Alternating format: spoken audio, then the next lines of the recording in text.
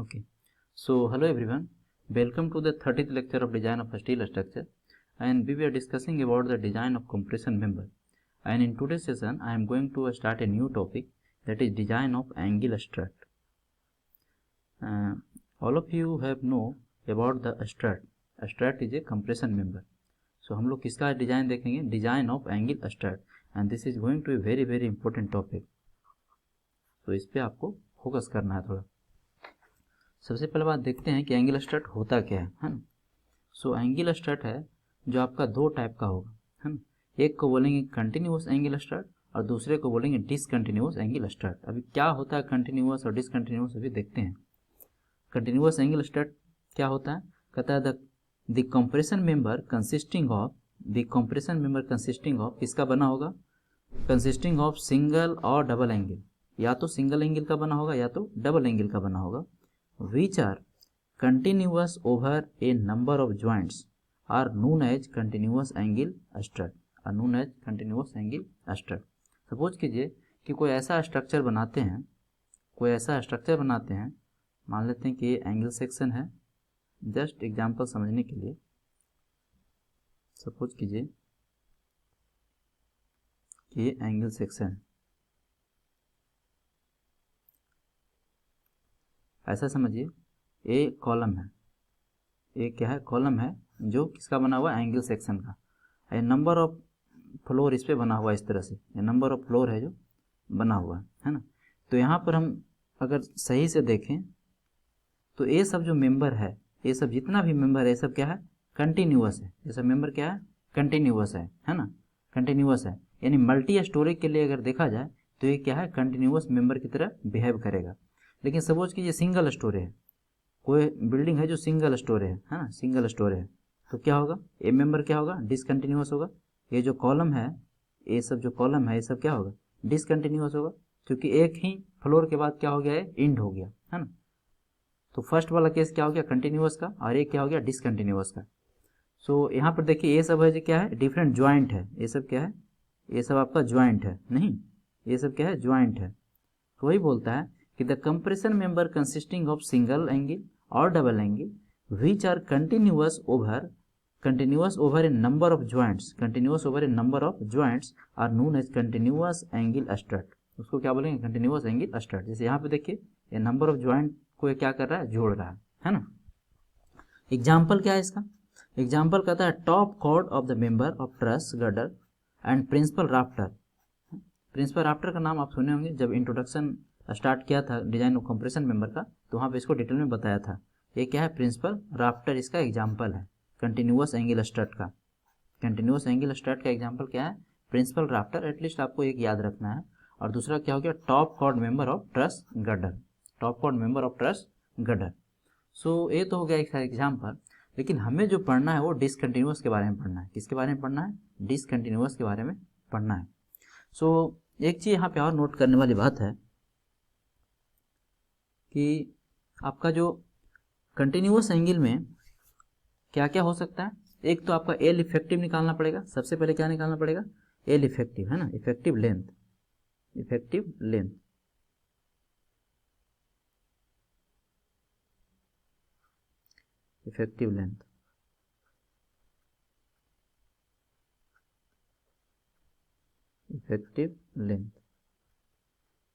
जो effective length होगा उसको क्या लिखेंगे? एल ही लिखेंगे.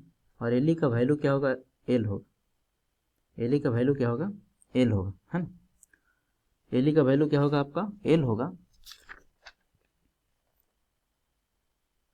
एल का वैल्यू आपका जो लाई करता है इसमें, 1 मिनट. एल का वैल्यू आपका कंटिन्यूअस मेंबर के लिए जो लाई करता है वो 0.7 से 1.0 के बीच है जो लाई करता है. 0.7L to 1.0L. तो आपका एल इफेक्टिव का वैल्यू कंटिन्यूअस मेंबर के लिए हो गया 0.7 से 1.0L तक.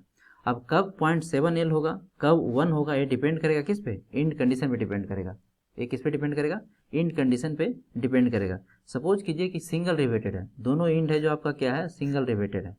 यहाँ भी एक रिवेट है और यहाँ भी एक रिवेट है, तो ये क्या होगा आपका, दोनों इंड हिंज की तरह बिहेव करेगा, दोनों इंड है जो पिन की तरह बिहेव करेगा। तो इस केस में कितना हो जाएगा, एल इफेक्टिव, इस केस में आपका एल इक्वल टू एल हो जाएगा, है ना। लेकिन इसी केस में अगर सपोज कीजिए कि जो इंड होता वो इंड पे क्या होता, दो रिवेट होता, तो इस केस में क्या हो जाएगा, इस केस में आपका जो एल इफेक्टिव हो जाता है वो 0.85 एल हो जाता है, 0.85 एल हो जाता है ना। इसी केस में सपोज कीजिए कि दोनों इंड होता जो आपका बेल्डिंग किया हुआ रहता, क्या क्या हो रहा था, बेल्ड किया हुआ रहता। तो जब बेल्डिंग किया हुआ रहेगा तो ये परफेक्टली फिक्स्ड की तरह बिहेव करेगा, परफेक्टली फिक्स की तरह बिहेव करता है ना। तो इस केस में आप 0.7 एल लेते हैं, कितना लेते हैं, 0.7 एल लेते हैं। तो किस पे डिपेंड कर रहा है, एल इफेक्टिव है जो आपका डिपेंड कर रहा है इंड कंडीशन पे, है ना, रेस्टेंट कंडीशन पे डिपेंड कर रहा है। तो ये तो स्टोरी रहा एल इफेक्टिव का। नाउ सेकंड पॉइंट इसमें जो इंपॉर्टेंट है वो आपका एलोबल स्ट्रेस है, allowable axial stress, allowable axial stress, axial compressive stress लिखें, axial compressive stress, allowable axial compressive stress होगा जो कितना होगा, सिग्मा एससी होगा, सिग्मा एससी होगा, है ना। ऐसा क्यों लिख रहे हैं, कभी कभी क्या होता है एलोबल एक्सियल कॉम्प्रेसिव स्ट्रेस में कुछ डिडक्शन करना पड़ता है, अभी देखेंगे आगे जब पढ़ेंगे तो। लेकिन इस केस में क्या होगा आपका सिग्मा एससी के बराबर ही होगा। थर्ड केस देखिए, थर्ड है जो आपका L effective by are minimum, मतलब लैम्डा सिलेंडर रेशियो। तो लैम्डा है वो क्या होना चाहिए, should not be greater than 180, मतलब मैक्सिमम वैल्यू कितना होगा 180 होगा, lambda should not be greater than 180। तो ये तो रहा कंटिन्यूअस स्ट्रेट के बारे में। Now move to the next point of discussion. Next point of discussion है आपका जो है डिसकंटिन्यूअस एंगल स्ट्रेट। हाँ, इसको सही से पढ़ना है क्योंकि यही आपका मेन पॉइंट ऑफ डिस्कशन है और यहीं से क्वेश्चन आएगा, कंटिन्यूअस एंगल स्ट्रेट से ही क्वेश्चन आता है एग्जाम में आपका। सो डिसकंटिन्यूअस एंगल स्ट्रेट में सबसे पहली बार डेफिनेशन देखेंगे। डेफिनेशन क्या कहता है the compression member which are not continuous over a number of joints. Example के तौर पे मैं पहले ही बता चुका हूँ, ये क्या होगा सिंगल स्टोरी हो सकता है ना। That is which extend between two adjacent joints, ज़्यादा कहाँ तक एक्सटेंड हो सकता है, two adjacent joints only are known as discontinuous member, ठीक है। It may consist of single और double angle strut, single angle का भी बना हो सकता है और डबल एंगल का भी ये बना हो सकता है। नाउ अब देखिए इसमें डिफरेंट है जो हम केसेस है जो डील करेंगे, डिफरेंट केसेस डील करेंगे। उसमें फर्स्ट है आपका मतलब फर्दर है जो डिसकंटिन्यूअस एंगल स्ट्रेट है वो डिवाइड किया गया है फर्दर। उसमें पहला देखने जा रहे हैं सिंगल एंगल डिसकंटिन्यूअस स्ट्रेट, है ना, क्योंकि सिंगल एंगल भी हो सकता है और डबल एंगल भी हो सकता है। तो सबसे पहले कौन सा देखने जा रहे हैं डिसकंटिन्यूअस में, सिंगल एंगल डिसकंटिन्यूअस स्ट्रेट। तो first I am going to discuss single angle discontinuous strut. ए क्या होगा, एग्जाम्पल इसका क्या हो सकता है, देखिए एग्जाम्पल। अब सिंगल एंगल डिसकंटिन्यूअस स्ट्रेट में पहला सिंगल एंगल डिसकंटिन्यूअस स्ट्रेट में फर्स्ट है जो डिस्कस करने जा रहे हैं कनेक्शन विथ वन रिवेट और बोल्ट एट ईच एंड। क्या कनेक्शन होगा, आपको जो एंड पे जो कनेक्शन होगा या तो एक रिवेट की हेल्प से किया गया है या एक बोल्ट की हेल्प से किया गया है ना। जैसे देखिए एक एग्जाम्पल है आपका, यहाँ पर क्या है ये एंगल सेक्शन है, ये क्या है एंगल सेक्शन है, ठीक है। यहाँ पे क्या है सिंगल रिवेटेड है, ये दोनों क्या है सिंगल रिवेटेड है। अब यहाँ पे देख सकते हैं ये क्या है आपका गसेट प्लेट है, क्योंकि कनेक्शन के लिए तो कुछ तो चाहिए ना। ये क्या है गसेट प्लेट है जिससे एंगल कनेक्टेड है सिंगल रिवेटेड से, किससे कनेक्टेड है सिंगल रिवेटेड से। तो इस केस में अगर ऐसा हो तो आपको क्या क्या रिमेंबर रखना है वो ध्यान देना है। इसमें आपको सबसे पहले याद रखना है, सबसे पहला याद रखना आपका इफेक्टिव लेंथ। इसमें पहला क्या याद रखेंगे आपका इफेक्टिव लेंथ। तो जो एल इफेक्टिव होगा वो किसके बराबर होगा, यहाँ पे एल इफेक्टिव होगा जो एल के बराबर होगा। क्यों, बहुत सिंपल है, जब सिंगल रिवेटेड है तो ये कैसा बिहेव करेगा, दोनों इंड हिंज की तरह बिहेव करेगा, दोनों इंड क्या होगा हिंज की तरह बिहेव करता है। तो बोथ इंड जब हिंज होता है तो एल इफेक्टिव क्या होता है, एल के बराबर होता है, एल के बराबर होता है कि नहीं। तो फर्स्ट डिस्कस हो गया। नाउ नेक्स्ट इसमें और क्या याद करने वाली बात है, सेकंड है आपका एलोबल कंप्रेसिव स्ट्रेस। एलोबल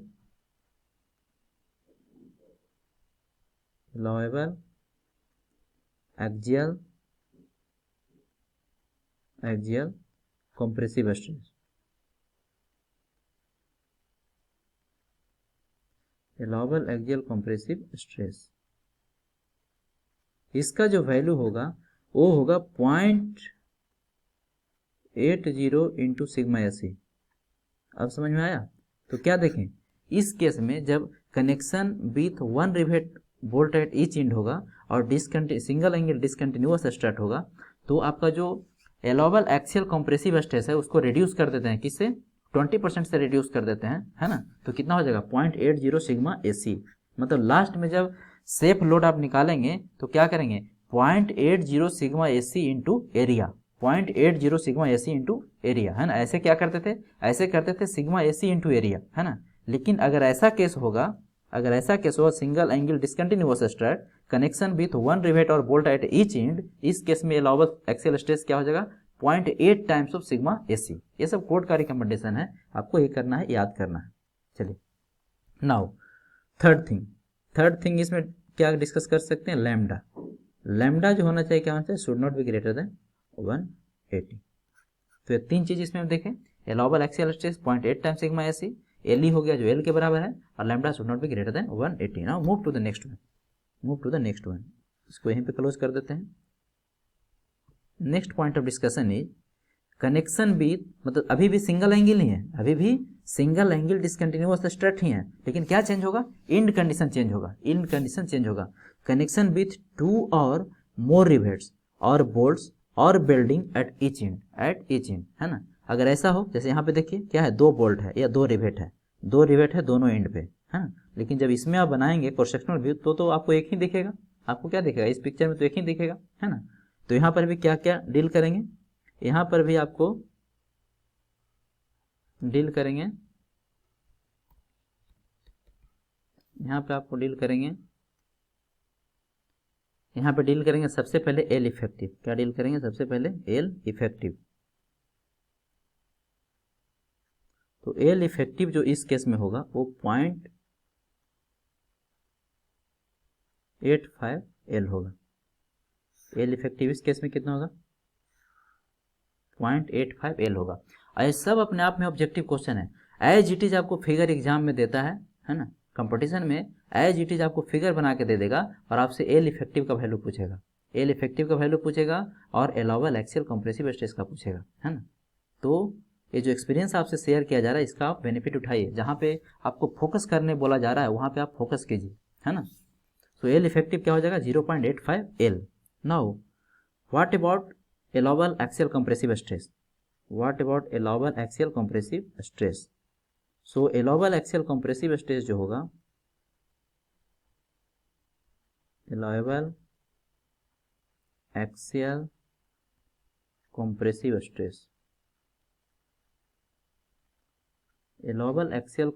स्ट्रेस जो होगा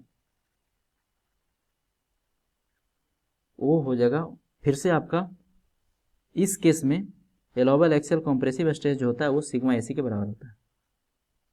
इस केस में क्या होगा? सिग्मा एसी के बराबर होगा, है ना, सिग्मा एसी के बराबर होगा। क्योंकि यहाँ पर देखिए, यहाँ पर रिड्यूस होने का एक रीजन ये भी हो सकता है कि सिंगल रिवेटेड और सिंगल बोल्टेड है ना, तो कनेक्शन थोड़ा वीक हो सकता है, इसके कारण क्या किया?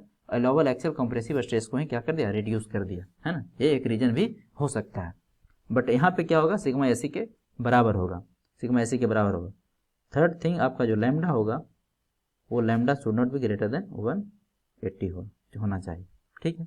Now move to the next one. So discontinuous angle strut में हम लोग देख रहे थे, उसमें सिंगल एंगल डिसकंटिन्यूअस स्ट्रेट हम लोग देख चुके हैं। अब देखिए double angle discontinuous angle straight with tack riveted. ये लाइन इंपॉर्टेंट है, विथ टैक रिवेटेड। यहाँ पे क्या है? टैक रिवेटेड है ना। टैक रिवेटेड के बारे में आप लोग ऑलरेडी जानते हैं। सो इसमें मैं आपका सेकंड में केस 1 डिस्कस करने जा रहा हूँ, connected on same side of gusset plate. चूंकि 2 एंगल है, 2 एंगल का कनेक्शन करना है ना, 2 एंगल का कनेक्शन करना है, तो क्या क्या प्रोबेबिलिटी हो सकता है? एक तो same side of gusset plate हो सकता है, एक हो सकता है both side of gusset plate हो सकता है। यही केस बनता है ना, यही केस तो बनता है। तो देखिए कहता है connected on same side of gusset plate with 1 rivet और बोल्ट। एक ही रिवेट या एक ही बोल्ट है जो यूज कर रहे हैं। जैसे यहाँ पे देखिए एक एंगल आपका same side of gusset plate है, same side of gusset plate है, एक एंगल ए हो गया और दूसरा एंगल आपका ए हो गया, दूसरा एंगल ए हो गया, और दोनों क्या है, same side of gusset plate है, same side of gusset plate है और सिंगल रिवेटेड है, नहीं सिंगल रिवेटेड है। आप लोग को ऐसा लग रहा होगा कि डबल रिवेटेड, डबल नहीं है, ये सिंगल नहीं है, क्योंकि प्रत्येक एंगल में कितना रखा गया है, प्रत्येक एंगल में आपका सिंगल रिवेट ही है, एक रिवेट यहाँ पे है और एक रिवेट यहाँ पे है। जैसे देखिए एक एंगल ए हो गया तो एक रिवेट यहाँ पे है, एक रिवेट यहाँ पे है, एक रिवेट इस एंड पे है, एक रिवेट इस एंड पे है ना। तो प्रत्येक एंगल में कितना हो गया, सिंगल रिवेटेड ही हो गया, है ना। ये आपका गसेट प्लेट हो गया और ये टैकिंग रिवेटेड हो गया। ये क्या है, ये क्या है, ये आपका टैकिंग रिवेटेड है ना, जो कि यहाँ पे दिखाया गया है। ये क्या है, ये टैकिंग रिवेटेड है, ठीक है। जब ऐसा केस होगा, जब ऐसा केस होगा तो आपका जो एल इफेक्टिव होगा, हमें तो यही याद रखना है, एल इफेक्टिव क्या होगा, जो एल इफेक्टिव होगा वो एल के बराबर होगा। इस केस में भी एल इफेक्टिव क्या होगा, एल के बराबर होगा। सेकेंड थिंग, जो आपका सिग्मा एसी होगा, allowable compressive stress, allowable axial compressive stress,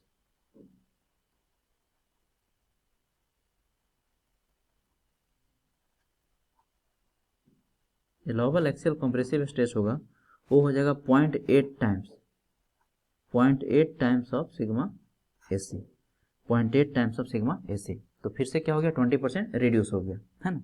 third thing आपका जो लैम्डा होगा वो should not be greater than 180 होगा, है ना। तो ये आपको याद रखना है, एल इफेक्टिव एल के बराबर, allowable axial compressive stress 0.8 times of sigma AC and lambda should not be greater than 180। Very simple. Now move to the case 2। Case 2 क्या बोलता है, connected on same side of gusset plate with 2 और more rivets और bolt और welding, या तो welding होगा या तो 2 रिवेट्स होगा, मतलब प्रत्येक एंगल में 2 रिवेट होगा। इसका मतलब क्या होगा, प्रत्येक एंगल में 2 रिवेट होगा। अभी भी क्या है, same side of gusset plate है, तो यहाँ पे देखिए same side of gusset plate है, अभी भी क्या है, same side of gusset plate है ना। बट इस केस में क्या है, 2 रिवेट या 2 बोल्ट है। जैसा कि देख सकते हैं प्रत्येक एंगल में कितना है, 2 रिवेट और 2 बोल्ट है, या तो 2 रिवेट होगा या तो 2 बोल्ट होगा, है ना। अगर ऐसा केस है तो ऐसा केस में आपको क्या याद रखना है, फिर से एल इफेक्टिव याद रखना है। तो एल इफेक्टिव अब आप गेस भी कर सकते हैं। जो एल इफेक्टिव होगा वो कितना हो जाएगा, 0.85 times of L, 0.85 times of L, है ना। सेकेंड थिंग, जो सिग्मा एसी होगा क्या होगा, एलोबल एक्सियल कॉम्प्रेसिव स्ट्रेस होगा। इस केस में क्या होगा, सिग्मा एसी के बराबर होगा। एंड थर्ड थिंग, जो लैम्डा होगा वो क्या होगा, should not be greater than 180 होगा, है ना। तो ये याद रखना है, 0.85 एल सिग्मा एसी, यहाँ पे एक ही डिफरेंस आया, यहाँ पे 0.8 टाइम्स ऑफ सिग्मा एसी था, यहाँ पे क्या है 1 इंटू सिग्मा एसी, है ना, मतलब कोई रिडक्शन यहाँ पे नहीं हुआ। नाउ केस 3, केस 3 क्या हो सकता है बताइए। केस 3 हो सकता है कि connected on both side of gusset plate, both side of gusset plate, अभी तक सेम साइड आ रहा था, विथ 2 और मोर रिवेट्स। इसमें क्या होगा, विथ 2 और मोर रिवेट और बोल्ट और बेल्डिंग एट ईच एंड। जैसा कि आप देख सकते हैं ये क्या है, ये गसेट प्लेट है, तो गसेट प्लेट के दोनों साइड में है जो एक एक एंगल लगाया गया है, दोनों साइड में क्या है, एक एक लगाया गया। और आप ये भी बोल सकते हैं कि बैक टू बैक कनेक्शन है, बैक टू बैक कनेक्शन है, opposite side of gusset plate, opposite side of gusset plate बोले या both side of gusset plate बोले, both are same, both statement are same. So यहाँ पे देखिए ये क्या है, पैकिंग रिवेटेड है ना, ये पैकिंग प्लेट है, सॉरी ये क्या है, पैकिंग प्लेट है ना। और यहाँ पर देखिए अगर क्रॉस सेक्शन बनाया जाए तो कैसा होगा, क्रॉस सेक्शन अगर सामने से आप देखेंगे, इधर से आप देखेंगे तो क्या होगा, कुछ ऐसा फिगर बनेगा, इस टाइप से कुछ फिगर बनेगा। हमें याद क्या रखना है, हमें मेनली याद रखना है आपका एल इफेक्टिव। जो एल इफेक्टिव होगा वो लाई करेगा 0.70 एल टू 0.85 एल, 0.70 एल से 0.85 एल। अब 0.70 कब होगा, जब बेल्डिंग करेंगे, चलिए मैं लिख भी देता हूँ। फॉर बेल्डिंग के लिए आप कितना एज्यूम करेंगे, एल इफेक्टिव 0.70 एल करेंगे। जब क्वेश्चन बनाएंगे अभी देखेंगे, है ना। अगर 2 रिवेट होगा, 2 रिवेट्स होगा, तो इस केस में आप एल इफेक्टिव कितना लेंगे 0.85 एल। एक चीज तो ये हो गया। Second thing sigma S C, second thing आपका क्या हो गया allowable axial compressive stress, allowable axial compressive stress, allowable axial compressive stress, इसमें क्या होगा सिग्मा एसी के बराबर होगा, कोई रिडक्शन इसमें नहीं होगा। And third and last is delta lambda should not be greater than 180, lambda should not be greater than 180। तो ये तो हो गया आपका क्या इन कंडीशन के बेसिस पे एल इफेक्टिव का वैल्यू, एलोबल एक्सियल कंप्रेसिव स्ट्रेस का वैल्यू और लैम्डा का वैल्यू, है ना। अगर इतना थ्योरी आपको आता है तो आप कोई भी क्वेश्चन है जो इजीली सोल्व कर सकते हैं, है ना। वो कैसे देखिए, बिकॉज बिना क्वेश्चन का तो कुछ मतलब रह नहीं जाता पढ़ने का, है ना। सो ध्यान से केयरफुली इसको रीड कीजिए। सबसे पहले क्वेश्चन को आप केयरफुली है जो रीड करने की कोशिश कीजिए। कहता है कि ये double angle discontinuous strut, double angle है, डिसकंटिन्यूअस एंगल स्ट्रट है, बिल्ट ऑफ 2 एंगल, किसका बना हुआ है IS से 80 इंटू 80 इंटू 8, मतलब 2 एंगल है बट दोनों क्या है इक्वल एंगल है, दोनों क्या है इक्वल एंगल है, ठीक है। Placed back to back, statement को सही से पढ़ना है, placed back to back and connected on both side of gusset plate, both side of gusset plate, back to back है, both side of gusset plate है, अभी तो यही तो है, यही केस है, सेम केस है, both side of gusset plate, बहुत अच्छा। हैविंग थिकनेस 10 mm, ये क्या दिया हुआ है गसेट प्लेट का थिकनेस दिया हुआ है, किसका दिया हुआ है गसेट प्लेट का थिकनेस दिया हुआ है 10 mm with 2 rivet at each end, 2 rivet at each end, जैसा कि यहाँ पे देख सकते हैं आप 2 rivet at each end. The length of strut दिया हुआ है 2.5 मीटर, लेंथ ऑफ स्ट्रट कितना दिया हुआ है 2.5 metre. Calculate the safe compressive load that it will be carry, जो ये कैरी कर सकता है या करेगा। क्या निकालना है हमें एक्सियल लोड निकालना है, कितना सेफ एक्सियल लोड होगा जो ये स्ट्रट है कैरी कर सकता है, ठीक है। तो जो भी दिया हुआ है और भी इसमें दिया हुआ है ना, सबसे पहली बात कि आप क्या करेंगे जो गिवन डेटा है उसको आप नोट करेंगे। कैसे आप इसको प्रोसीड करेंगे क्वेश्चन को, जो गिवन डेटा है उसको आप नोट कीजिए। First of all you have to note the given data, है ना। सो क्या है गिवन डेटा में, गिवन डेटा है आपका, गिवन डेटा है लेंथ ऑफ स्ट्रट दिया हुआ है, लेंथ ऑफ स्ट्रट दिया हुआ है कितना 2.5 मीटर, और ध्यान रहे ये लेंथ कौन सा है अनसपोर्टेड लेंथ है, ये क्या है अनसपोर्टेड लेंथ है, इसका मतलब ये क्या है एल है, ये क्या है एल है, ठीक है। चलिए सेकंड थिंग हम क्या करेंगे, जब एल दिया हुआ है तो इसके हेल्प से हम क्या निकालेंगे एल इफेक्टिव निकालेंगे, इफेक्टिव लेंथ निकालेंगे। इसीलिए इफेक्टिव लेंथ क्या हो जाएगा बताइए, इफेक्टिव लेंथ निकालें एल इफेक्टिव, तो चूंकि क्या है 2 रिवेटेड है, यहाँ पे बढ़िए ये क्या है 2 रिवेटेड है ना 2 रिवेट, और जब 2 रिवेट होता है तो एल इफेक्टिव कितना लेते हैं 0.85 इंटू एल, अभी तो पढ़े 0.85 इंटू एल, इसका वैल्यू पुट कीजिए 0.85 इंटू एल कितना है 2.5, तो इसको सोल्व करने के बाद आ रहा है 2.125 मीटर, 2.125 मीटर, 2.125 मीटर बोले, या फिर लिख सकते हैं 2125 mm, है ना mm, और एक किस में आएगा मीटर में आएगा। चलिए सेकेंड थिंग, ये जो IS से 80 इंटू 80 इंटू 8 है, इसका प्रॉपर्टीज हमें जरूरत पड़ेगी, है ना। इसका क्या क्या प्रॉपर्टी है कहाँ से मिलेगा IS हैंडबुक नाउ, चलिए मैं लिख देता हूँ now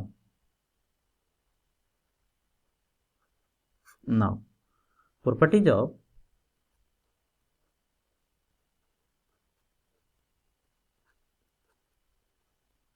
properties of ISA 80 × 8 mm कहाँ जाएंगे? फ्रॉम IS हैंडबुक नंबर 1,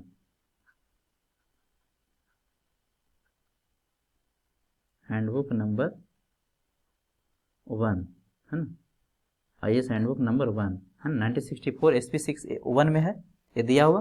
तो ISA 80 × 8 कॉलम में जाएंगे है ना, और उसका प्रॉपर्टीज लिखेंगे। तो जब प्रॉपर्टी लिखेंगे तो आपका जो सिंगल एंगल है, क्योंकि प्रॉपर्टी तो एक एंगल का दिया हुआ रहेगा है ना, एक एंगल का दिया हुआ रहेगा। तो वहाँ पे आपका जो एरिया दिया हुआ है, सबसे पहली बात एरिया जो दिया हुआ है, एरिया ए किसका? सिंगल एंगल का, मतलब एक एंगल का। यहाँ पे एक्चुअल में दो एंगल है, लेकिन एक एंगल का वहाँ पे दिया हुआ है। दो के लिए क्या करेंगे? 2 से गुना कर देंगे। तो सिंगल एंगल का दिया हुआ है आपका 12.21 सेंटीमीटर स्क्वायर, 12.21 सेंटीमीटर स्क्वायर। कभी कभी क्या होगा, एग्जाम में डायरेक्ट वैल्यू दे देगा, नहीं तो आपको हैंडबुक के हेल्प से क्या करना है, प्रॉपर्टीज आपको खुद लिखना भी पड़ सकता है। ठीक है, हैंडबुक अलाउ है आपका एग्जामिनेशन में, लेकिन जनरली ये वैल्यू भी दे देता है आजकल, सेंटीमीटर स्क्वायर। इसको mm में कन्वर्ट कर लीजिए, तो mm में क्या हो जाएगा? 1/221 mm स्क्वायर। ठीक है, angle of area of two angle निकाल सकते हैं, इसीलिए क्योंकि यहाँ पे स्ट्रेट जो हम मैन्युफैक्चर कर, जो यहाँ पे बिल्टअप कर रहे हैं, जो भी आप स्ट्रेट बना रहे हैं उसमें तो दो एंगल है, इसलिए area of two angle,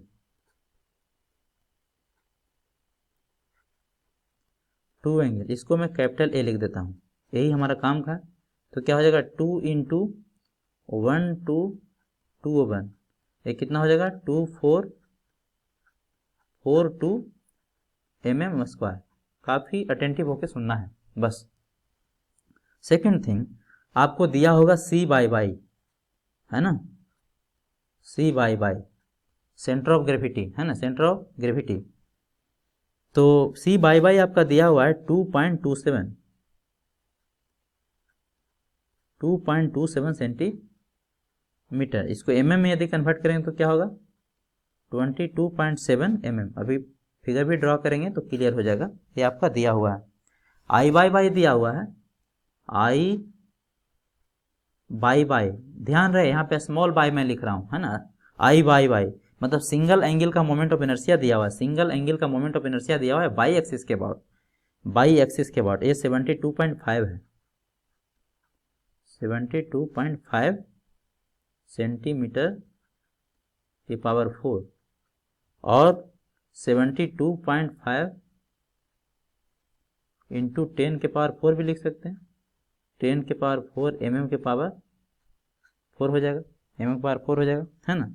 RXX दिया हुआ है, RXX दिया हुआ है, radius of gyration about x axis 2.44 centimetre, 2.44 centimetre. इसको mm में कन्वर्ट करेंगे तो कितना हो जाएगा? 24.4 mm। तो ये सब डेटा आपको दिया हुआ है, ये सब डेटा आपको दिया हुआ है ना। अब देखिए, अब करना क्या है, सबसे पहली बात कि आप इसका फिगर ड्रा कीजिए, इसका फिगर आप ड्रा कीजिए तो ज़्यादा क्लियर होगा है ना। ये आपका हो गया गसेट प्लेट,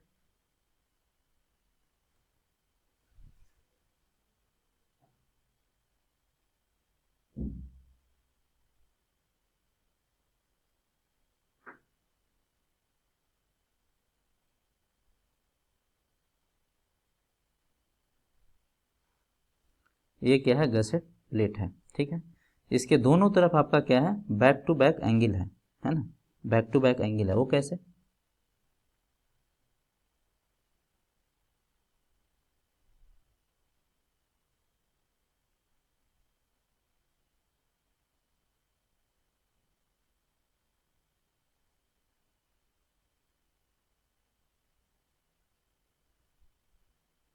एक एंगल हो गया। सेकंड देखिए,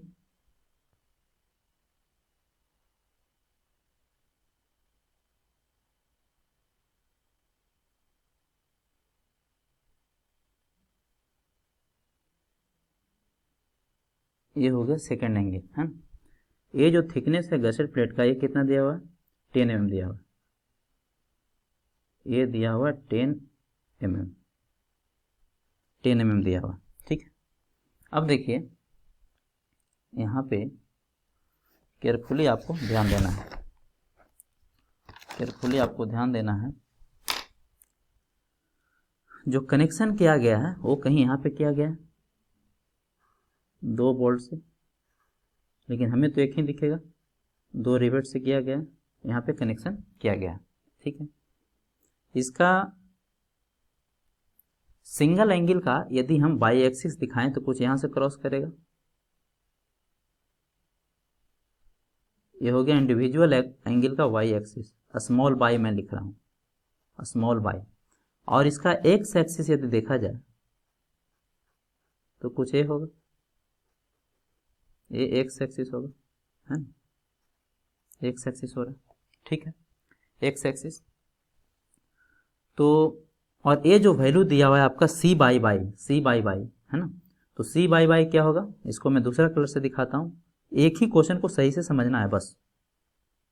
ये आपका है सी बाई बाई, देखिए यहाँ से लेके ए वाला वैल्यू, ये क्या है सी बाई बाई, और इसका वैल्यू कितना दिया हुआ है, ये दिया हुआ है 22.7 mm, ठीक है, बहुत अच्छा। अब देखिए ये तो रहा सिंगल एंगल के बारे में, लेकिन यहाँ पे तो 2 एंगल है, यहाँ पे 2 एंगल है ना, और दोनों एंगल मिलकर क्या बना रहा है, स्ट्रेट का फॉर्मेशन कर रहा है।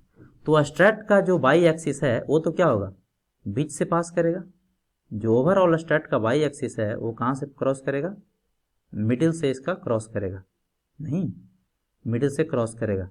But what about x axis, x axis तो वहीं रहेगा, एक्स एक्सिस तो वहीं रहेगा, क्योंकि इसमें तो कोई चेंजिंग आना नहीं, इसमें कोई भी चेंजिंग नहीं आना है ना, इसमें कोई भी चेंजिंग नहीं आना। सो अब देखिए हम ऐसा कर रहे हैं,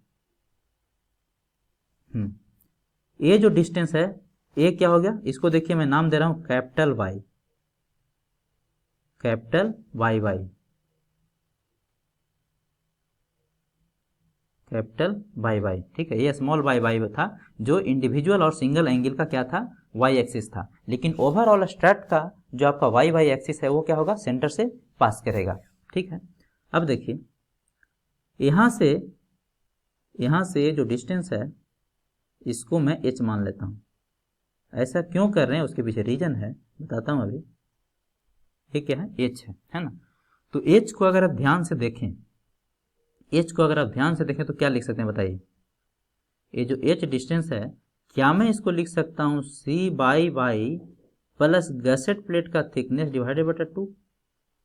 देखिए ध्यान से देखिए, c बाई बाई प्लस ये क्या है, a वाला डिस्टेंस कितना है, half of the thickness, half of the thickness, so c by by plus t by 2 लिख सकते हैं, यहीं पे समझना है, c by by plus t by 2, क्योंकि a वाला ओवरऑल कितना है, ये आपका टोटल कितना था, t था, जिसका वैल्यू 10 mm दिया हुआ, लिख सकते हैं। तो h बराबर हो गया c by by plus t by 2। ऐसा क्यों कर रहे हैं, ऐसा क्यों कर रहे हैं, चूंकि आपका जो रेडियस ऑफ गायरेशन जो एक्स एक्सिस के अबाउट दिया हुआ है ना, आर एक्स एक्स, अब देखिए आर एक्स एक्स लिखें या आर कैपिटल एक्स एक्स लिखें, मतलब ओवरऑल स्ट्रेट का दोनों क्या होगा, सेम होगा, दोनों सेम होगा, मतलब सेम होगा किसके बराबर, 24.4 mm के बराबर होगा, mm के बराबर होगा, है ना। नाउ हमें क्या निकालना पड़ेगा, हमें R Y Y, our target is to calculate R Y Y moment radius of gyration about Y Y axis, लेकिन उसके लिए क्या जरूरत पड़ेगी, उसके लिए जरूरत पड़ेगी आपको एम बाई बाई, है ना, मतलब moment of inertia about Y axis जरूरत पड़ेगा, किसका, स्ट्रेट का, इंडिविजुअल एंगल का दिया हुआ है, आपको स्ट्रेट का निकालना है। देखिए लिखते हैं तो ज़्यादा समझ में आएगा। Now moment of inertia of entire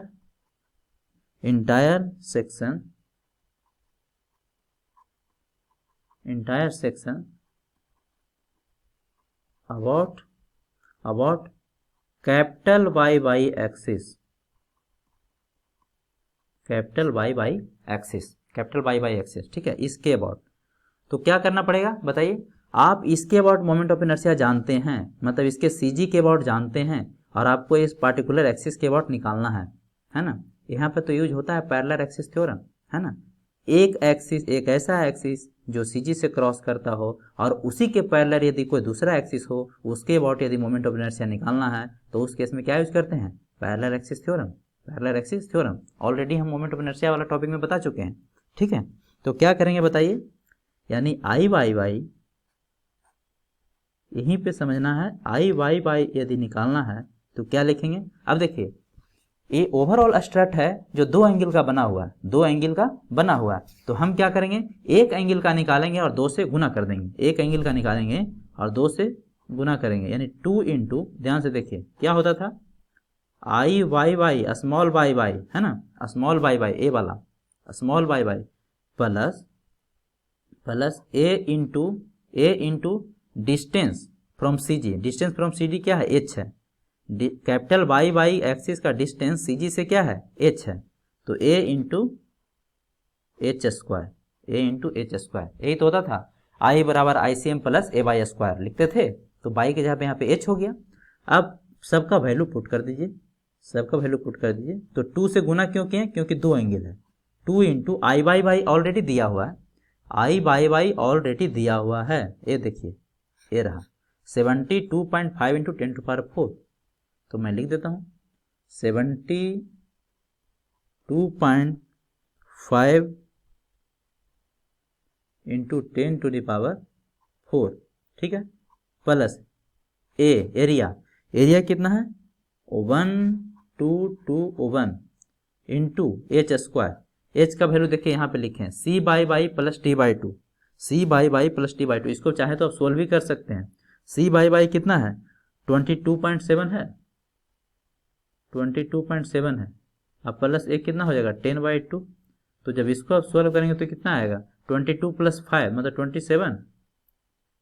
27.7 mm आ गया, क्या बात है ना।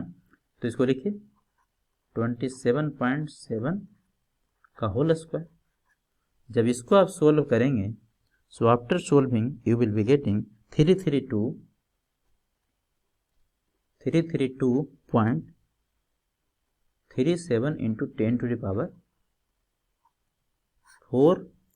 mm, बताइए यूनिट, mm के पावर 4। अब आई बाई बाई निकल गया, तो अब आर बाई बाई निकाल सकते हैं, इसीलिए आर वाई वाई यदि निकालेंगे, कैपिटल वाई वाई है ना, कैपिटल वाई वाई यदि हम निकालेंगे तो क्या होगा, under root I capital Y Y divided बटा एरिया, बट टोटल एरिया यहाँ पे लेना है ना, तो क्या हो जाएगा, आई ए तो अभी निकालें 332.37 इंटू 10⁴ डिवाइडेड बटा एरिया, एरिया कितना 2 इंटू 1221, इसको जब आप सोल्व करेंगे तो सोल्व करने के बाद ये आ रहा है 36.90, ये आ रहा है आपका 36.90, है ना, 36.90 क्या यूनिट होगा, mm, है ना। बट आर एक्स एक्स कितना था, आर एक्स एक्स कितना था 24.440, तो इसीलिए आर मिनिमम क्या हो गया बताइए, आर मिनिमम क्या हो गया, आर एक्स एक्स है जो हो गया, है ना, चूंकि ये 36 हो गया, ये 24 हो गया 24.40, है ना। जब आर मिनिमम निकल गया, तो देखिए अब जब आर मिनिमम निकल गया, वहीं पे निकाल देता हूँ, तो लैम्डा निकल जाएगा, इसीलिए लैम्डा कितना होता है, L effective by are minimum, L effective कितना आया था याद है, एल इफेक्टिव आया था 2125 mm डिवाइडेड बटा आर मिनिमम है 24.40 mm। इसको जब आप सोल्व करेंगे तो सोल्व करने के बाद आ रहा है 87.10, 87.10 ये आ रहा है। ठीक है, अब देखिए अब क्या करेंगे, अब आपका एक टेबल दिया हुआ है, अब क्या करेंगे, आप टेबल में जाएंगे और इस लैम्डा के कोरिस्पोंडिंग आप सिग्मा एसी का वैल्यू निकालेंगे, इस लैम्डा के कोरिस्पोंडिंग सिग्मा एसी का वैल्यू निकालेंगे, है ना। उसके लिए देखिए क्या दिया हुआ है, उसके लिए आपका दिया हुआ देखिए लैम्डा और सिग्मा एसी। तो लैम्डा का वैल्यू जब 80 है तो ये वैल्यू है 101, और लैम्डा का वैल्यू जब आपका 90 है तो ये वैल्यू 90 ही है, 90 ही है। अब इसको ध्यान से देखिए इस टेबल को, आपको चाहिए सिग्मा एसी किसके कोरिस्पोंडिंग, 87.10 के कोरिस्पोंडिंग, है ना। इसीलिए क्या लिखें, इसीलिए आपका sigma AC for now, sigma AC for A/250 था, इस क्वेश्चन में A/250 था, 250 एंड लैम्डा इजकल टू कितना आया था 87.10। A/250 है और लैम्डा 87.10 है, इसके कोरिस्पोंडिंग आपको क्या निकालना है, सिग्मा एसी निकालना है। तो कैसे निकालेंगे, देखिए जब आपका लैम्डा का वैल्यू इंक्रीज कर रहा है तो सिग्मा एसी का वैल्यू डिक्रीज कर रहा है, इसका मतलब क्या हुआ 101 से तो कम होगा, तो 101 लिख दिए, उसके बाद माइनस माइनस, है ना, 101 माइनस 90, इस वैल्यू को क्या करना है, माइनस करना है, डिवाइडेड बटा किसके कोरिस्पोंडिंग है 90 माइनस 80, है ना, इनटू जिसके कोरिस्पोंडिंग निकालना है 87.10 माइनस इससे लोअर वैल्यू क्या है आपका 80। इसको जब आप सोल्व करेंगे तो सोल्व करने के बाद ये आ रहा है 93.19, 93.19 क्या न्यूटन पर mm²। ठीक है, तो क्या आप P निकाल सकते हैं आप, इसीलिए P बराबर क्या हो जाएगा, सिग्मा एसी, P बराबर हो जाएगा सिग्मा एसी इंटू एरिया। तो सिग्मा एसी कितना आया 93.19 इंटू एरिया कितना था। अब यहाँ पे आप गलती करेंगे, गलती से भी आप एक एंगल का एरिया नहीं पुट करेंगे, यहाँ पे टोटल स्ट्रट का एरिया आएगा, है ना, तो 2 एंगल का आएगा, तो 2 एंगल का एरिया कितना होगा 2442। इसको जब आप सोल्व करेंगे तो ये आ रहा है 227.6 किलोमीटर। तो ये आपका क्या हो गया, आंसर हो गया, है ना, ये क्या हो गया, आंसर हो गया, है ना। अब देखिए इसी टाइप का क्वेश्चन एक ये रहा, है ना, very similar type of question जो SBT 2019 में पूछा है, SBT 2019 में आपका एक पूछा है।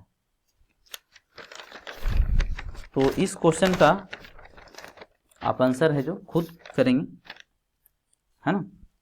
मैं फिगर बना देता हूं, यहाँ पे देखिए क्या क्या मिसिंग है। सबसे पहली बात क्वेश्चन को सही से पढ़िए, कहता है double angle discontinuous strut is build of 2 ISA 80 × 80 × 8 mm, same angle section है, connected on both side of gusset plate by belt, किसके द्वारा किया गया है, बेल्डिंग के द्वारा। लेंथ ऑफ स्ट्रट यहाँ पे 8.0 मीटर है। Calculate the safe compressive load it can carry, है ना, it can carry, safe compressive load आपको निकालना है जो ये कैरी कर सकता है। एरिया दिया हुआ है, RXX दिया हुआ है, I बाई दिया हुआ है, C बाई दिया हुआ है, सब वैल्यू आपका दिया हुआ है। बट एक चीज यहाँ पे मिसिंग है, एक चीज यहाँ पे मिसिंग है, क्या, थिकनेस ऑफ गसेट प्लेट आपका नहीं दिया हुआ है, थिकनेस ऑफ गसेट प्लेट है जो आपका नहीं दिया हुआ है। तो मान लेते हैं, है ना, आपको मैं जब गसेट प्लेट के बारे में बता रहा था तो मैं बताया था कि अगर नहीं दिया हुआ है तब मिनिमम थिकनेस हम कितना लेंगे 12 लेंगे, है ना, अगर नहीं दिया हुआ तो 12 लेंगे। अगर क्वेश्चन में जैसे पिछला क्वेश्चन में 10 mm दिया हुआ था तो जो दिया हुआ था उसी को लेकर हम क्वेश्चन को सोल्व कर देंगे, है ना। लेकिन यदि नहीं दिया हुआ है तो क्या करें, तब हम मिनिमम थिकनेस 12 ले लेंगे, है ना। मैं फिगर इसका मैं कंस्ट्रक्ट कर देता हूं, ये आपका गसेट प्लेट है,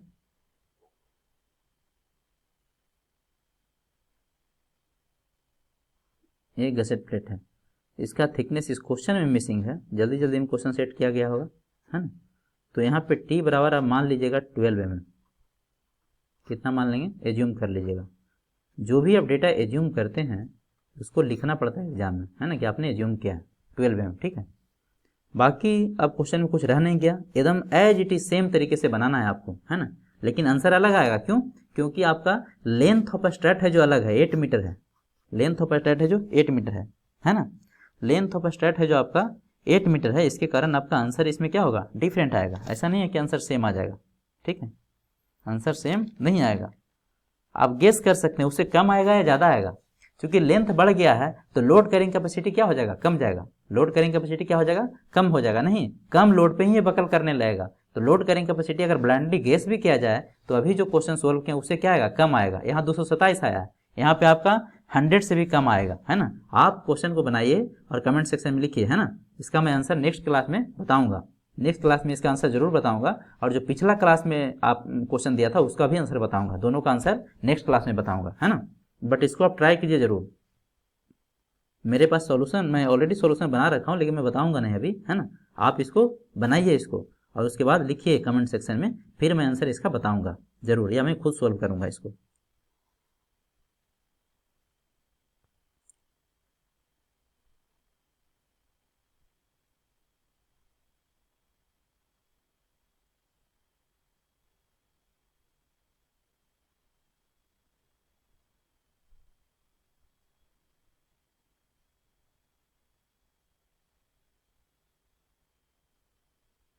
ये हो गया बैक टू बैक कनेक्शन, है ना। बिल्डिंग किया गया है, बिल्डिंग किया गया यहाँ पे, यहाँ पे बिल्डिंग किया है, और यहाँ पे इन्होंने बिल्डिंग किया है, ठीक है। और यहाँ पर भी बिल्डिंग किया होगा, यहाँ पर भी किया गया है, यहाँ पे बिल्डिंग किया गया, ठीक। तो इसका आपको कुछ नहीं करना है, एज इट इज जैसे हम इसको प्रोसीड किए थे अभी उसी तरह से प्रोसीड करना है। इंडिविजुअल वाई वाई एक्सिस आपका ये होगा जिसको स्मॉल वाई वाई लिखना है, और पूरा गसेट प्लेट का वाई वाई होगा जो इसका सेंटर से क्रॉस करेगा, है ना। आपको क्या निकालना है, टारगेट है जो आपको कैलकुलेट करना है capital I Y Y, capital I Y, ठीक है। आई एक्सिस में कोई चेंजिंग आना नहीं, आई एक्सिस तो सेम ही रहेगा। ये आपका सी वाई वाई दिया हुआ है, यहाँ से डिस्टेंस आप सेंटर से, सॉरी यहाँ से दिया हुआ है आपका सी वाई वाई, ए वाला डिस्टेंस आपको दिया हुआ है सी वाई वाई। यहाँ से डिस्टेंस आप एच मान लीजिएगा, यहाँ से डिस्टेंस एच मान लीजिएगा। एच बराबर क्या हो जाएगा, C by by plus T by 2, है ना। उसके बाद आई बाई बाई निकालिए, आई बाई बाई निकालने के बाद आर बाई बाई निकालिए। उसके बाद आर बाई बाई और आर एक्स एक्स में क्या कीजिए, कंपेरिजन कीजिए कि दोनों में मिनिमम कौन है ना। ऑब्वियस बात है यार, आर एक्स एक्स ही मिनिमम आएगा, ठीक है। उसके बाद आप क्या कीजिए, ये जो टेबल है मैं लिख देता हूँ आपका लैम्डा और सिग्मा एसी का, इसकी जरूरत पड़ेगी आपको, नहीं तो आप डायरेक्टली वहां से भी देख सकते हैं। टेबल आपका मैं लिख देता हूँ, ये टेबल एग्जाम में दिया हुआ रहता है इसलिए टेंशन नहीं लेना है। लैम्डा और sigma AC, lambda 220 230, sigma AC है 23 एंड 21, किसके लिए, for F Y equal to 250, F Y equal to 250 ही लेना है क्वेश्चन में। कितना लेना है, 250 लेना है ना, ठीक है। तो इसको आप सोल्व कीजिए, सोल्व करने के बाद आप आंसर है जो बताइए, सोल्व करने के बाद आंसर बनाइए बताइए। मैं थोड़ा हिंट कर देता हूँ, इसको जब आप सोल्व करेंगे तो लैम्डा का वैल्यू आएगा आपका 229.51, 229.51 है ना, इसका यूनिट तो होगा नहीं कुछ। उसके बाद आप क्या करेंगे, सिग्मा एसी निकालेंगे, है ना, और उसके बाद फिर लोड निकालेंगे। तो सबसे रिक्वेस्ट है आप इसको सोल्व कीजिए, और सोल्व करने के बाद आंसर है जो आप कमेंट सेक्शन में लिखिए। नेक्स्ट क्लास में इसका आंसर मैं आपको जरूर बताऊंगा, ठीक है। सो ठीक है, this is all about today session, है ना। मैं आशा करता हूँ कि ये काफ़ी अच्छे से आपको एक्सप्लेन किया गया है, आपको समझ में आया होगा, और यहाँ से क्वेश्चन आना ही आना है, हर एग्जाम में क्वेश्चन आता है। अब नेक्स्ट क्लास में है जो आपको डिस्कस करेंगे, ये वाला टॉपिक है जो जनरली आपका यूनिवर्सिटी एग्जाम में नहीं होता, लेकिन कंपटीशन में, कंपटीशन का सबसे फेवरेट टॉपिक है कंप्रेशन मेंबर का, that is design of lacing and batten, है ना, लेसिंग एंड बैटनिंग। तो देखेंगे कि लेसिंग एंड बैटनिंग की जरूरत क्यों पड़ी, सारा आपको रीजन के साथ एक्सप्लेन किया जाएगा। सो कनेक्टेड रहिए, नेक्स्ट क्लास का वेट कीजिए, है ना, बहुत जल्दी आएगा, 8 से 10 दिन में आपका सिलेबस है जो कंप्लीट हो जाएगा, ठीक है। So this is all about today session, thank you for watching, all the best, जय हिंद, मिलते हैं नेक्स्ट क्लास में।